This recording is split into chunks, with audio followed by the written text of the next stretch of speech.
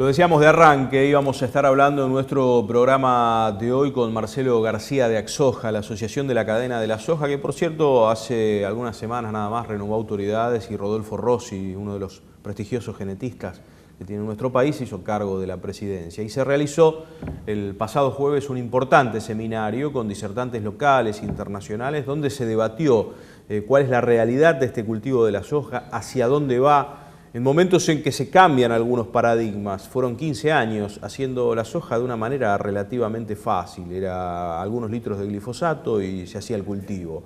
Cambió el paradigma, comenzaron a aparecer malezas resistentes, malezas tolerantes, se encareció hacer el cultivo, empresas que se habían dedicado durante años a la obtención de fungicidas y productos de ese tipo, vieron que hay que volver al tema insecticidas, al tema productos más duros para controlar estas malezas.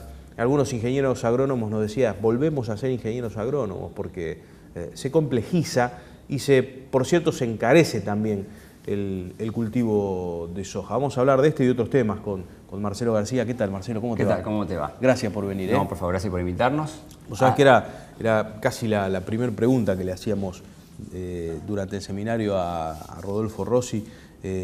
Cambió el paradigma para hacer soja a partir de la aparición de estas malezas tan temidas para el sector. Hiciste una muy buena introducción a la charla porque obviamente para la gente que por ahí no conoce demasiado el tema pareciera que la cosa va sobre rieles y en realidad no es tan así. Se abren constantemente distintos frentes que hay que ir viendo cómo se resuelven y justamente lo que se buscó en el seminario del jueves pasado fue tratar de tocar todos aquellos temas que están generando un montón de dudas y preocupaciones a futuro. Algunos de muy corto plazo, otros más ya mirando con las luces altas como para ir viendo el panorama de acá a, por ejemplo, 10 años, como para saber cómo va a ser la agricultura y puntualmente cómo va a ser el cultivo de soja y a dónde se va a apuntar con los productos que luego derivan de la industrialización de la soja para de acá a 10 años. Así que bueno, el seminario realmente nos dejó muy contentos porque tuvimos mucha gente que participó y fue a verlo, fueron casi 300 personas. Hubo 18 sponsors que permitieron que este seminario se haga y que justamente un poco en base a lo que decía, teníamos en la previa teníamos algunas dudas porque el escenario actual de la soja y de la agricultura en general en nuestro país no está tan fácil como lo estaba hace unos años, los números son un poquito más finitos. Entonces, bueno, había muchas expectativas y la gente nos iba a acompañar y realmente superó ampliamente las expectativas. Bien, contame, Marcelo, cuáles son estos escollos a sortear en el corto plazo.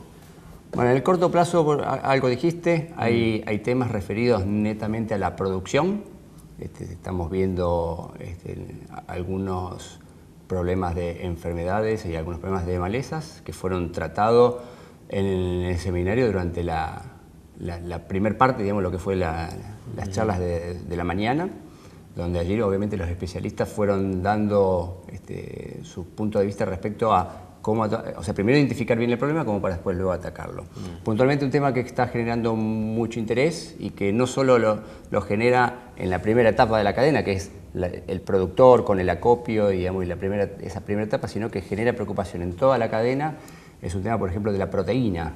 O sea, la cantidad de proteína que tiene la soja argentina en los últimos años viene cayendo, lo cual, como te decía, no solo afecta al productor, sino que afecta a toda la cadena, porque obviamente a nivel internacional hay un estándar de mínima, digamos, que tiene que tener la proteína para que los países que nos compran tanto la soja como sus subproductos lo acepten, y estamos ya llegando a un límite donde corremos riesgo de que ciertos embarques o ciertas ventas al exterior no se puedan cumplir porque no se llega a ese mínimo requerido.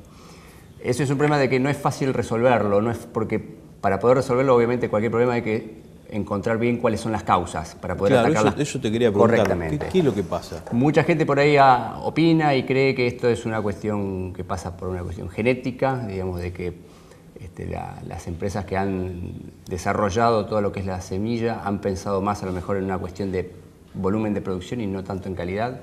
Otros piensan que es una cuestión climática y otros piensan que hay una cuestión de suelos. Durante el seminario se vio que obviamente hay una mezcla de todo, claro, y que hay que trabajar en conjunto entre un montón de actores para tratar de ir resolviendo esto, porque obviamente si no lo pudiésemos resolver en el corto plazo, vamos a empezar a tener limitaciones comerciales cuando querramos vender nuestros productos al exterior.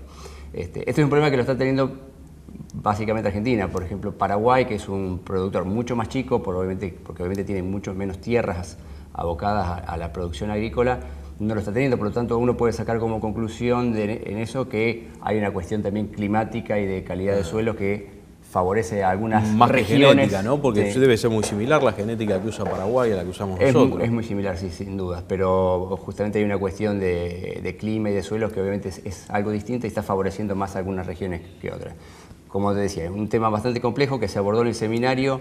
Quedan un montón de cosas para seguir viendo, pero creo que todos los que fueron pudieron entender que es un problema que hay que ir apuntándole en serio y no tan por arriba como se venía tratando hasta ahora, como para poder resolverlo en el corto plazo. Hay un tema de fertilización también en que la soja es una materia pendiente para la soja. Sí, el tema de fertilización creo que lamentablemente encontramos ahí una relación directa con los costos. Vos en la introducción de la charla hablabas de que ha habido algo que todos los que estamos acá sabemos, que ha habido un aumento de costos, y obviamente quienes producen lo sienten más que nadie, y cuando tienen que hacer sus números, muchas veces, erróneamente o no, han ajustado en el tema de poner menos tecnología, y cuando uno se refiere a tecnología en la soja, muchas veces se refiere a todos los insumos para producir, y eso ha afectado seguramente la calidad de los granos. Bien. Entonces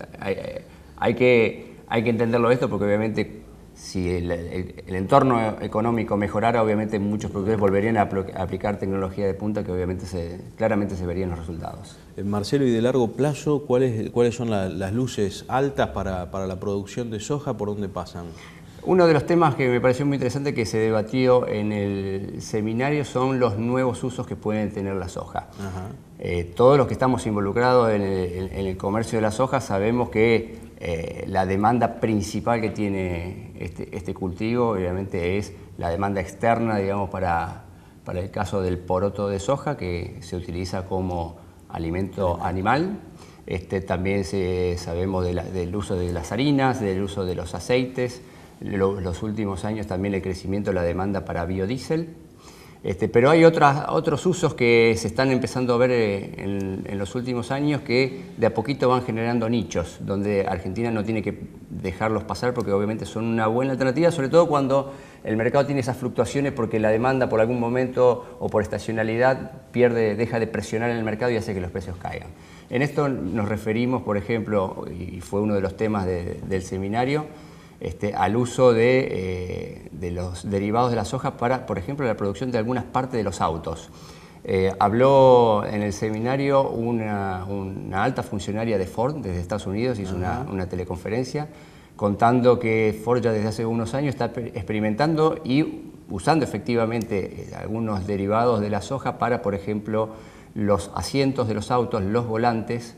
En el caso de esta empresa lo justifican el hecho de que están tratando de bajar la contaminación en el momento de la producción, y obviamente al reemplazar derivados del petróleo por derivados de la soja, obviamente se cumplen con muchas presiones gubernamentales para tratar de bajar esta contaminación, y obviamente están generando una demanda nueva para la soja.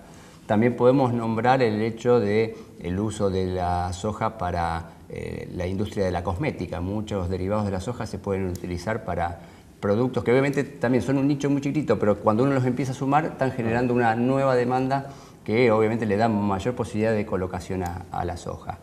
También hubo una charla muy interesante durante el seminario que dio un médico de Estados Unidos, que en los últimos años avanzó mucho con lo que es el uso de la soja de forma medicinal para curar o para tratar de frenar el cáncer de mama, y la verdad que también ha hecho unos estudios, y ya hay remedios que se están comercializando para tratar el cáncer de mama que están funcionando en base a los productos de la soja.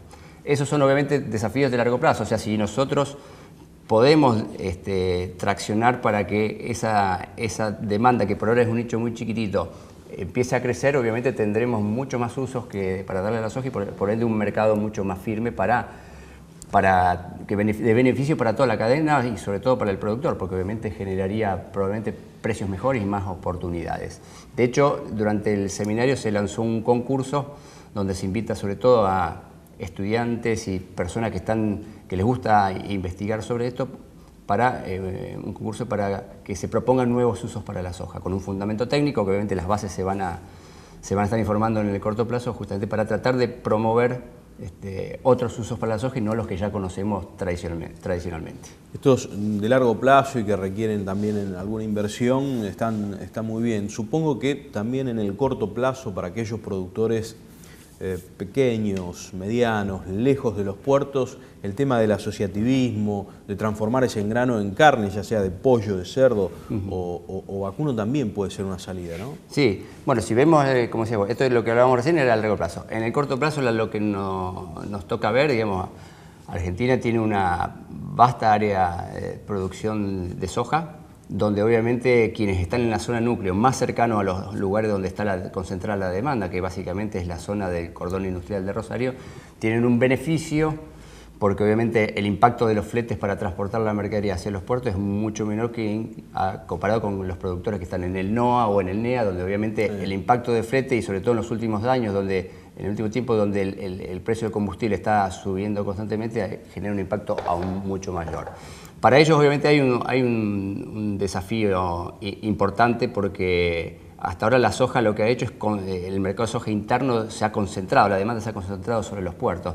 Hay algunas, en los últimos años con el tema del boom del biodiesel, se han generado algunas plantas en el interior que le han dado alternativas a esas producciones más lejanas para un poco frenar el impacto del flete. Pero todavía no son, todavía no se ha generalizado y la verdad que es un paso que se debería dar. Lamentablemente la política del biodiesel está un poco no muy bien manejada por el gobierno, lo cual ha generado que un montón de inversiones que se estaban lanzando en este momento estén con algunas dudas o estén frenadas porque obviamente son inversiones importantes y ante una inestabilidad en las reglas de juego para desarrollar esta industria, algunos proyectos se han frenado, otros que ya estaban en ejecución han menguado en cuanto al volumen de operaciones y esto lamentablemente no es una buena noticia para nuestro sector. Pero sin duda hay un desafío que debería resolverse en el corto plazo. Esperemos que la relación entre el sector agropecuario y el gobierno se articule mejor como para que se pongan de acuerdo en digamos, normas un poco más estables a largo plazo. Sin duda. Marcelo, ¿la demanda externa la ves sostenida en el tiempo? Por suerte en los últimos tiempos hemos visto que la demanda de nuestros productos desde el exterior se han mantenido bastante firme. Si uno hace una comparación de los precios que estamos teniendo ahora, en este momento de la cosecha en mayo, en el momento de la siembra los precios eran un poco inferiores, o sea, siempre hablando de lo que es la soja para la cosecha 2014. En el momento de la siembra el productor sembró con una soja a futuro de 290, 295 o $300 y hoy nos encontramos que en el momento de la cosecha la soja está entre 310 y $315. O sea, lo cual, por suerte para todo el sector, esto está demostrando que la demanda del exterior ha sido muy firme.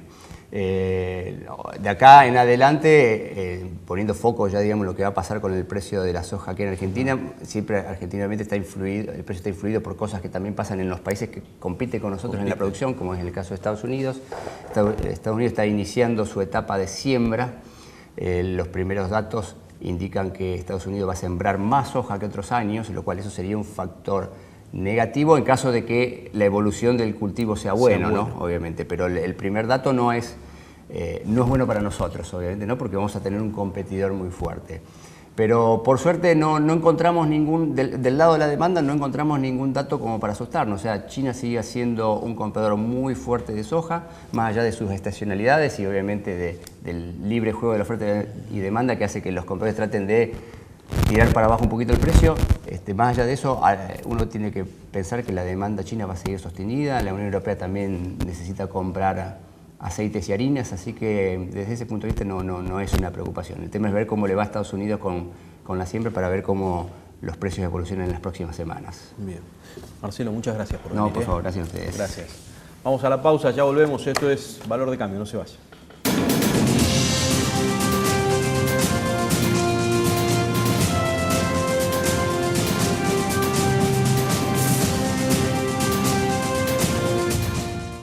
Agroactiva cumple 20 años y en el aire ya se respira algo especial.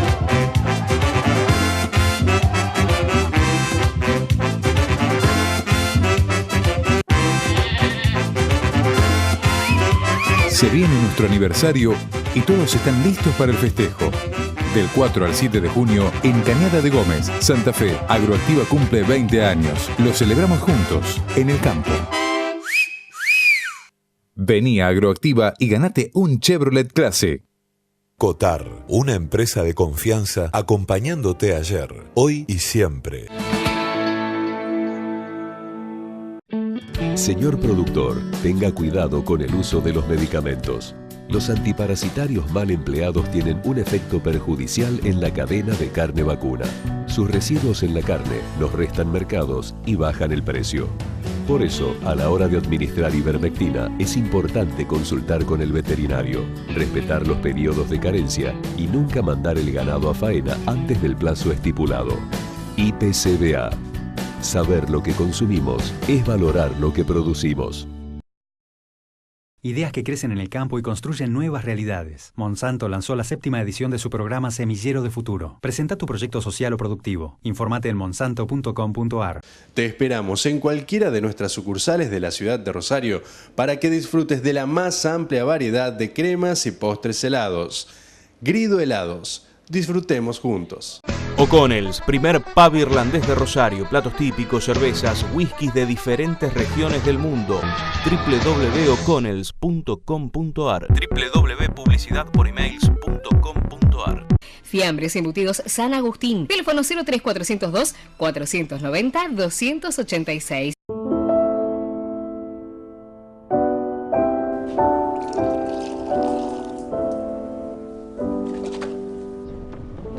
¿Problemas de estacionamiento? GMP Ingeniería te da la solución. Cochera automatizada que permite estacionar 2 vehículos en lugar de 1, aprovechando el espacio aéreo. Estructura robusta y segura.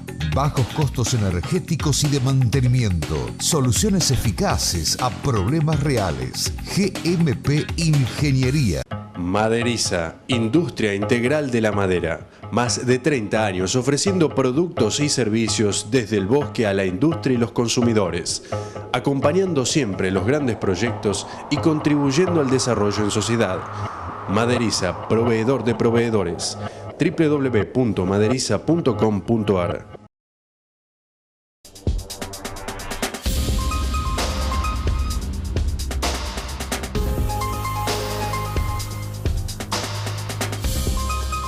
Pollos de campo, lechones, cabritos, corderos, nutrias, establecimiento Galimberti, el shopping de la carne en Rueda 1961.